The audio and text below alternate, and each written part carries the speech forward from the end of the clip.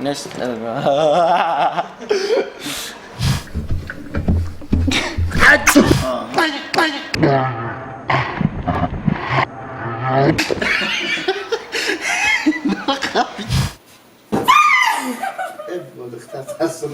به عقل مهرافروز دافشه عجینه این بیوه برنده یک سوال میتونه جوابش گفتنش قینه تو عقیده‌های ناسالم است. شما از آوان چند سالگیتون انمی کسب رو انتخاب کردید و برای چی؟ چی باشه؟ کسب پدریه؟ نه. در همین کسب کی با شما یاری میکنه؟ من خودم زحمت کشیدم. خودتون زحمت کشیدین. خب قسمت یکمی برنامه که صحبت آزاد و شناسایی بود. چی کردیستی؟ هر دوش کشتگی بود. سبقه بود.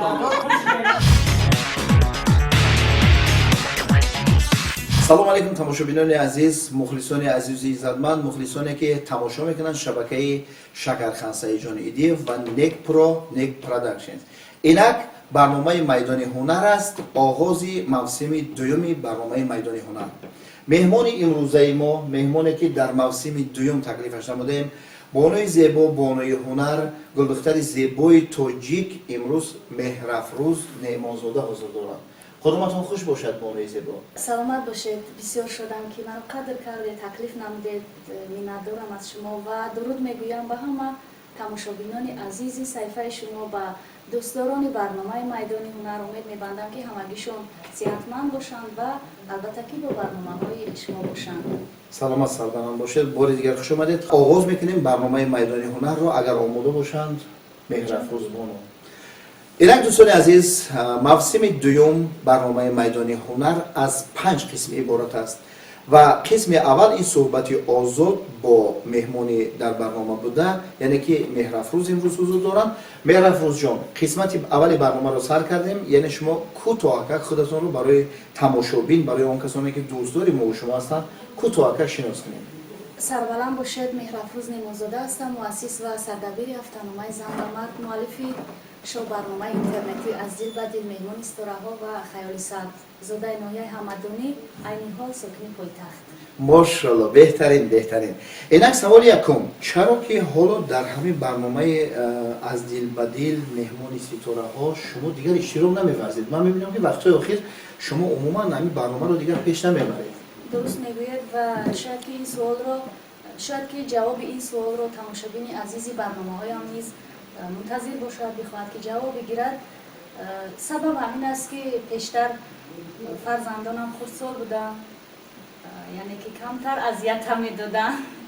خب اونها کلان شدن، مکتب خوان شدن. بیشتر امروز از پس زندگی شخصی هم هستم، از پس زندگی خوب حیاتی اولیوی و تربیت، تعلیم، دانش و علم و موضوع فرزندانم هستم. گذشته از این بعضی مشکلی‌هایی بود که من نمی‌توانستم که همین برنامه‌ها رو برای مانم آماده بسازم.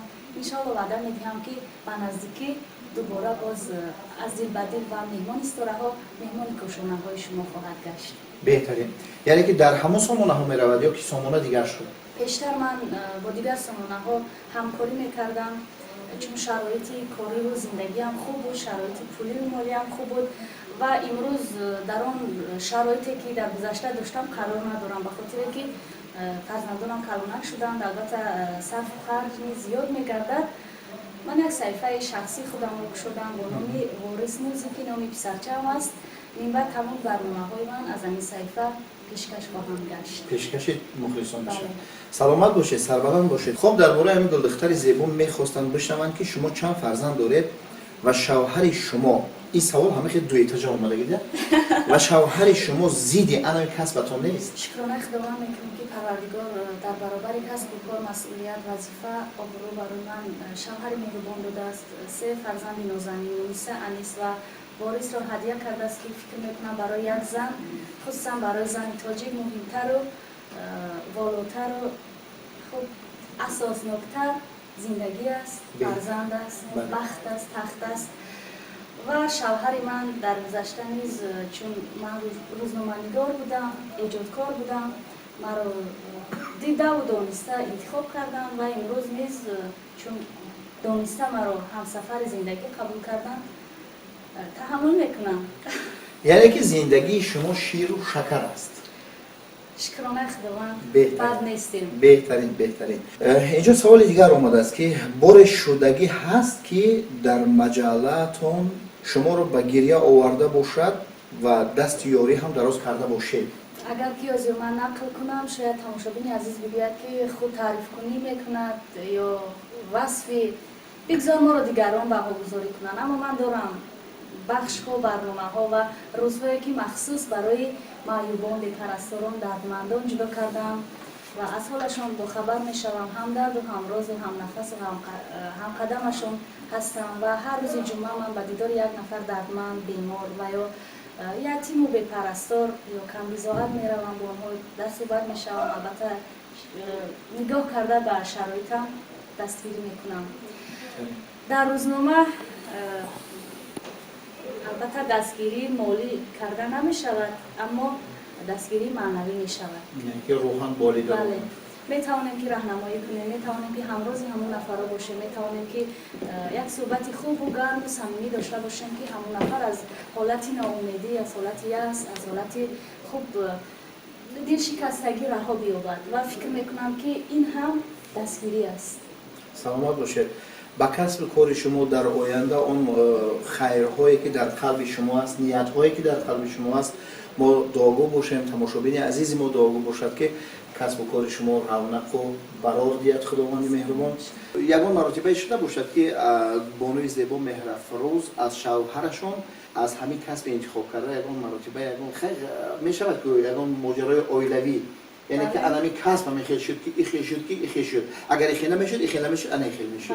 شدگیه البته حتما یک شطرنج یا شطرنج نه یگان تاش برای آدم ایجادکار یک سخنی چی میگن دغل نیست البته، اما فکر میکنه اون معنی چکور دارد، بس است که دلت رو بشکند یا تو رو ناامید بسازد یا عصبانیت به وجود بیارد. یعنی که از میگن که وقتی یک نفر تو رو میزنه لطکو میکنه زخم شفا مییابد، جاش میره، اما چیزی که در دل میمونه از این بیرون کردنش به حد قیم است. و شوهر من در اول مهربان بود، حلیم بود. روزهای اخیر نمیدونم از جهت کامنتاریا باشه از جهت کامنتاریا باشه کمی بدرش شده است، کمی غرغری شده است. خوب میشه جنگا، برای چی بجا کنم؟ فهمم. سلامت باشید. این بود سوال‌هایی که باید ما در قسمت دومی برنامه برای مهمان عزیز میگفتیم و بهترین جواب‌ها گفتن، بهترین سخن گفتن در این محفل ما. میگذاریم به قسمت سومی برنامه. انا همون کامنتاریا ها برنامه ما، انا میسیوم قسمتش کامنتاریا ها است. من یک چند کامنتاری برنامه‌های شما را میخونم و میخواستم که ببینم انما عصبانیت و انما احساسات شما و شما چی گفتنی هستید نسبت انما کسانی که در کامنتاری ها می نویسند و در آینده چی باید کنند. من برنامه از دل به دل با اشتراک فیروزه حفیظ وابده است. خب همین برنامه را شما بردید. در کامنتاری ها ببینید چی نوشتگم. برنده رنگ مولتیک برین است. رنگ مولتیک برین است. من نمیدونم که برای چیه. خب انا کو ببینید اینجا صحبت آزاد است. این بیوه برنده یک سوال میتونه جوابش گفتنش قینه. نوشتم کامنتاری. شما چی میگین در مسئله انا همین سخن‌هایی که میگم؟ این بیوه چی؟ این بیوه برنده یک سوالی میتونه جوابش گفتنش قینه. با 17 تا دیگه قطعا همین لایک بودن همشون. تو به عقل مهرافروز چی کار داری این سوال میتی آدم که روزی زیقش دریاد بیاری دفشه عجینه ارتیخ طبی باور کن مهرافروز عجینه نه عجینه ارتیخ طبی با تماشاوی نگوید که من دروغ میکنم. تو به عقل مهرافروز چی کار داری این سوال میتی آدم که زیقش دریاد بیاره دفشه عجینه وظیفه روزنامه‌نگار همین است اکای جان، کنجکاو بودن، سوال دادن، همون نازکی های خصلت و زندگی همون هنرمند را گفتن و یافتن و به دیگران پیشنهاد کردن. روزنامه‌نگار باید بتواند که مهمانش را سوال باران کند، مهمانش را خوب به قول گریاند، مهمانش را وادار بسازد که گذشته‌اش را به یاد بیارد، روزهایی که خود تلخی داشت، سردی داشت، بتواند که گفته باشد به بیننده عزیز و اطرافی خوب بیوه این سوالا را میته بیوه خیلی میکنه. همین گفتنی هم که پیشتر من هر یک شهر را خونده غمگین میشدم، میگفتم که برای چی من هر روز جمعه وقت جدا میکنم به دیدار معیوبان میروم، من سر لباس نادرست نمیپوشم، من یگان رفتار و گفتار ناجا نمیکنم، اما با وجود همه این نسبت من شرح‌ها فکر و عقیده های ناسالم است در سامانه ها و چند روز زیق میشدم، بعضا اشک میریختم و سالهای اخیر عادت کردم به خاطر که اندیشه هر یک انسان از تربیه او وابستگی دارد، از سوادناک بودن و یا بی‌سواد بودن او وابستگی دارد. ما که عقل داریم، فراست داریم، خوب تحصیل کرده هستیم، صاحب کسب و کار هستیم، البته که پایان رسم و نوارهای هیچ نفر اگر اون نفر خصلت‌های بد نیز داشته باشد شرح نمی‌نویسیم، به خاطر که هر کس میگن که زندگی خود رو دارد، حیات خود رو دارد و گوری هر کس جدا است. البته سوال جوابی هر یک انسان و دوش خودش است. بز رو از پای خودش کشول میکنه، بزرگ رو از پای خودش. میگن که به تمیزهای مردم از سخن پیدا شود، پیسته بی مغز اگر لب بکند رسوا شود. اون نفری که سواد ندارد، دانش ندارد، علم ندارد، کسب و هنر ندارد، بیکار است، در خانه نشسته نمیدونه چیکار کند، میشیند حیات و زندگی یک نفر رو مورد بحث قرار میدهد، میشیند یک نفر رو پس میزند، به عزت نفسش میرسد. من همین رو گفتنیم که وقت زندگی ما رو یک نفر نمیدوند، کی بودن ما رو نمیدوند، خصلت‌های ما رو نمیدوند، خوب رنج‌های کشیده ما رو در زندگی در فعالیت کاری نمیدوند، بهترش که شرح ننویسد. بله. برای درباره یک نفر فکر و عقیده بیان کردم، گفتم باید که اون نفر رو بدونی، باموزی، بله بشناسی، او چی روزگار گذرانده، چگونه زن است، چگونه مرد است، چی روزگار دارد، بعد میتوانی که اندیشه‌ات رو گفته باشی اطراف اون نفر. خب بهترین. هم برای اون کسانی که اوراد می نویسن و هر چی کلمه ها می نویسن، شما یک چیز فراموش نکنید، پیش از نوشتن باید انا همون اوراد نویسنده، یعنی که نمیدونم خودش خیلی است، فکر کنه که نقاشی انم دختر زیبا و نقاشی همه ما و شما الله است. خب اینک میگذاریم به قسمت چهارمی برنامه ما، این انتخاب کسب است. ما در اینجا رقم ها داریم، در اینجا رقم ها در کسب ها نوشته شده بانوی زیبا. در ان همین کسب ها بازی شما یک تاش رو میگیرید، از 1 تا 10 هست، یک تاش رو میگیرید، ما شما چشماتون رو میپوشید، ما در گردن شما که شما میکنید، شما عموما امون رو نگاه نمیکنید. من سوال دادن میگیرم این از کجا پیدا شد، این کسب برای چی این کسب رو شما انتخاب کردید فلان بهمانا، شما هم خیلی جواب میدید در اول. یعنی که انسان های هستن که بدیل احساس میکنن که همین چی است. انا همون چیزا ما میخوایم بفهمیم که شما کنید دیلتون کنید چی احساس میکنید، کدام رقم رو انتخاب میکنید. من از 1 تا 10، من این 10 بوده است، این 1، این 8، این 4، اینش خیلی کدامش میگیرین میهن افروز؟ همه خیلی گپ زنیم و هم رقم هم میگیریم. بگذار 4 باشه. شما یک لحظه اکنون او طرف نگاه کنین، ما 4 رو میگیریم، 4 رو نشان میدهیم. انا شما نگاه نمیکنید، انا که من را نگاه کرده، اینمی کسبی که حالا در پیش شما است. شما از آوان چند سالگیتون اینمی کسب رو انتخاب کردید و برای چی؟ چی باشه؟ عموما نگاه نکنم. بسیار جوانای حاضر ما همین چی را دوست میدارن. بیکار خوجه؟ نه چرا بیکار خوجه؟ شما برای چی همین رو انتخاب کردید؟ معقول بود.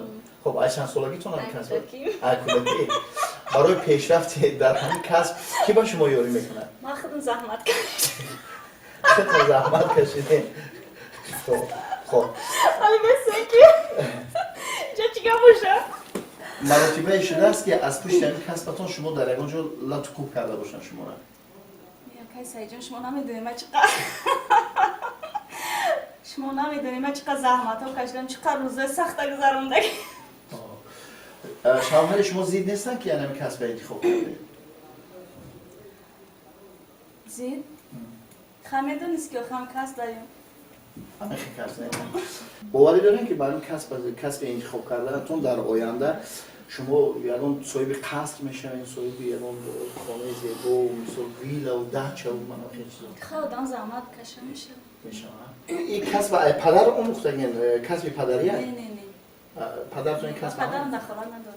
این پدرتون دخالت ندارن در خانه با یک کس به شما رایگان کس دیگه خیلی هم ردیف میشه و نه هم ردیف نیستن تو خودتون یگان دوگانه دیگه داریم که این کسب انتخاب من کنیم دیگونه ندارم در حیات. نداریم در حیات با همه کسب چند مرتبه شما خدمت مردم کرده ایم یکم چیزی بد نباشه. نه ما چیزی بد نمیدونم چیزی بد نمیدونم امید من انتخاب کردم شکر کردم پس کردم بلاگه من نمیدونم آخه شما جواب تین این احساس دیل است شاید شده باشه که یکم زلای کنسرتی کلام اونده شما با همین کسب کن یکم هنری والا نشون داده باشین من کس نه نه چه شما بگین که اوانی کودکی می کسب انتخاب کرده گه چی باشه؟ خیلی من گفتم که جوانه حضیر همش مایل رغبتشون در همیه ریبخانی ریبخانیه اینه ماما وای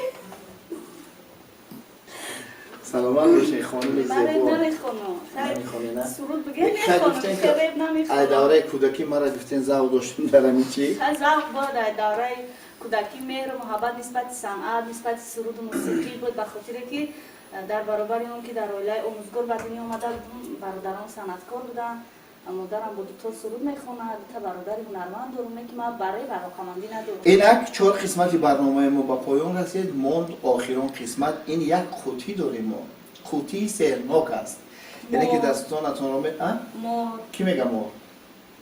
کلاس نه مو دیگه بس کرده میشه زوپر کسو پوریدی خیلی اگر ما باشد آماده باشد الان قوطیه کمی بیاریم میمونیم دستان زیبای خودتون رو میدرونید و احساس میکنیم که چی داره اینک دوستان عزیز سامانه اینترنتی شکرخنسای جدیدیف نیک پرو و نیک پروداکشنز است برنامه میدان هنر قسمت پنجم برنامه است یعنی که قوطی سرناک ما مهمان عزیز و زیبای ما دستان خیش را میدرارند و در درون میدونن که چی هست و چی نیست اگر بخشی اساسی برنامه شما قوطی سرناک باشد و مهمانان برنامه شما با دراز کردن دست شما گرفتن یا ما نمیدونم چی است در این درون حالی بیاد به دست بیارن من راضی هم که حالی نباشم نه خیلی نمیخوام که برنامه با یک قاعده دارد مهرافروز همین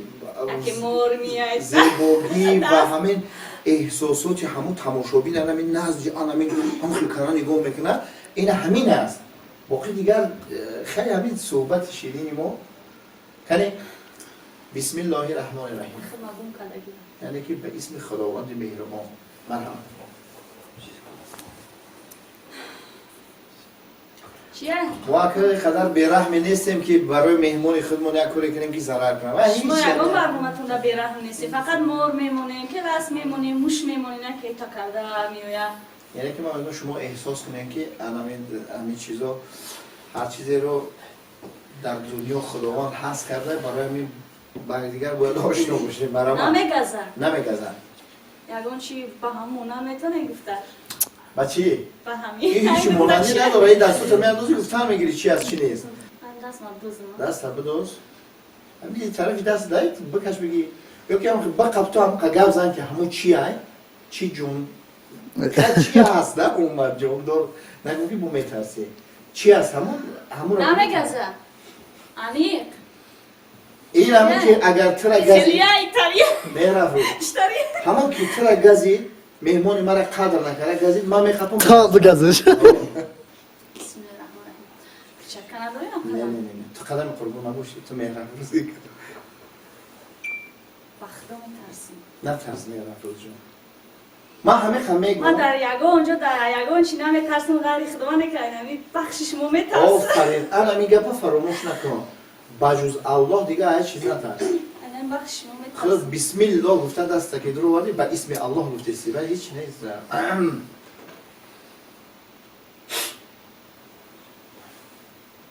این بانانا آفرین بانانا برو روش نه ترسیده ماشاءالله ماشاءالله بیا نصیب خیتر با اشتیایتون نیرو با بچه ها میبرم شد تمام هر چیزی که هست برو با بچه تا بر با دختر ترسوندی من تو. چی بود؟ بسیار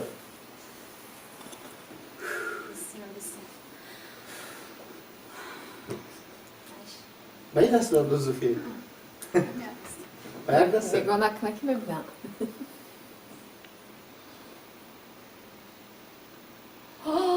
زنده های. چی بوده؟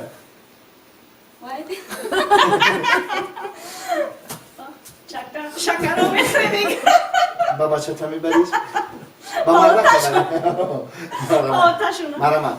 زلی پلی باشه. من زلی که باشه زلی بگی. نه.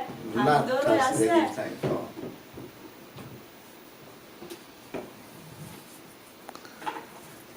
شاید برام پشت خونم در میشنونم از برام خب سیزان شد.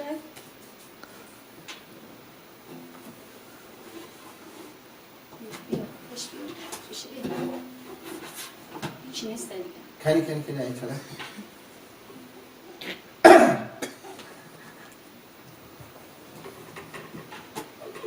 بچه اینو با کی میبری؟ همشه خونه میبرم. در خونه تقسیمات میکنیم. با چی هستن؟ تمام شد؟ دیگه چی نیست؟ تمام شد من هیچی ندارم من نمیدونم. خب مهرافروز جان تو امروز در قسمت برنامه ما یعنی که سیزن یکمش بود سیزن دومش یعنی که در برنامه ما اشتراک کردیم چه تمنیات داره برای تماشاگین؟ موسم دومی برنامه میدان هنر واقعا نسبت پیشتر است سبکتر بوده است به خاطر که بانان بوده میخری سه بوده میخری چکر هم میبری در خونه چکر هم میخری اگر من حالی داشته باشم میبرم میشنونم یعنی که نیست یکون مور که دست یا بمونین نه نمیمونیم دیگه نمیمونین خیر خدا میدونم هر نفر که میخواهد مهمونی برنامه میدان هنر شود میتواند با جرأت بیاید مهمان شود باور دارم که پشیمان نمیگردد و همه تماشاگران عزیز این برنامه سعادت زندگی خوشبختی موفقیت برار و خانوادگی آرزو میکنم و کارگردان تهیه‌گران و همه اون نفرانی که در تشکیل این برنامه زحمت کشیدن و البته که هنگام تنظیم باز معنی سر آب میکنن رحمت میگویم برای موفقیت خداوند یارتون باد سلامت باشید خب تماشاگران عزیز فراموش نکنیم به سامانه واریس موزیک یعنی که خانم زیبا هستند و راهبردی و راهبری میکنند به همون واریس موزیک سامانه واریس موزیک و اینچنین سامانه نیک پروداکشن و اینچنین نیک پرو و شکرخان سعیدجانی دیو بدروید تماشا کنید لایک ها را بسیار مونین فراموش نکنین و خواهشمندی آینده در برنامه کی اشتراک کند بنویسین در کامنتاریا ها بنویسین اگر بسیاری مخلصا خواهش کردن که تشریف خلیلوف را دعوت کنید تشریف خلیلوف اگر آمدنی باشد شما لایک بسیارتر مونین وقتی که پرسموتری خوشرو شد این برنامه انشاءالله آینده تشریف خلیلوف رو ما تکلیف میکنیم بار دیگر مهرافروز خوش آمدید برای شما در زندگی در کسب و کارتون بردباری تمام دارم خیر باقی در امان خدا باشید تا دیداری آینده